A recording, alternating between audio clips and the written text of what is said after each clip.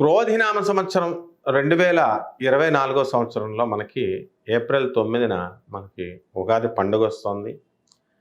ఆ ఉగాది పండుగ నుంచి మనకు 12 రాశుల్లో అనూహ్యమైనటువంటి మార్పులు చాలామందికి వస్తున్నాయి.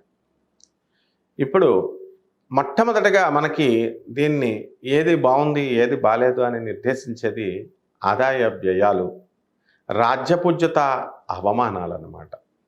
అదేమిటో మనకి ఈ 12 రాశులకి ఎలా ఉందో మనం తెలుసుకుందాం. కర్కాటక రాశి, ఇక్కడ విపరీతంగా వ్యయం కనబడుతుంది 8, ఆదాయం 2గా కనబడుతోంది, రాజ్యపూజ్యత 1గా ఉంది, అవమానం 5గా ఉంది. అయినప్పటికీ కూడా ఈ రెండు చూసినప్పుడు మనకి ఇది బాలేదేమో ఈ తులారాశి వాళ్ళకి అనిపిస్తుంది, కానీ బ్రహ్మాండంగా ఉందన్నమాట. దానికి కట్టడానికి లెక్కలు కట్టడానికి ఏది బాగుంది ఏది బాలేదు అన్నది కొంచెం టెక్నికల్ ఫ్యాక్టర్స్ ఉంటాయి.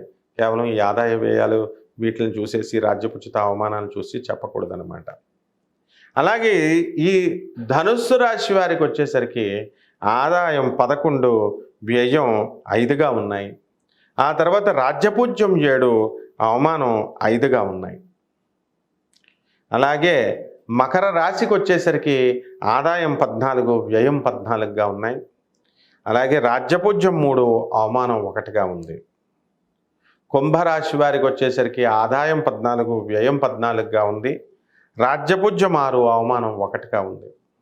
ఛానల్లో ఈ రాశి ఫలితాలు ఎవరైతే చూస్తున్నారో అటువంటి వాళ్ళంతా కూడా ఈ ఛానల్ సబ్స్క్రైబ్ చేసుకోండి, లైక్ చేయండి, షేర్ చేయండి, కామెంట్ చేయండి. మీ అభిప్రాయాల్ని కాన్స్ట్రక్టివ్ కామెంట్స్ ఉండాలి.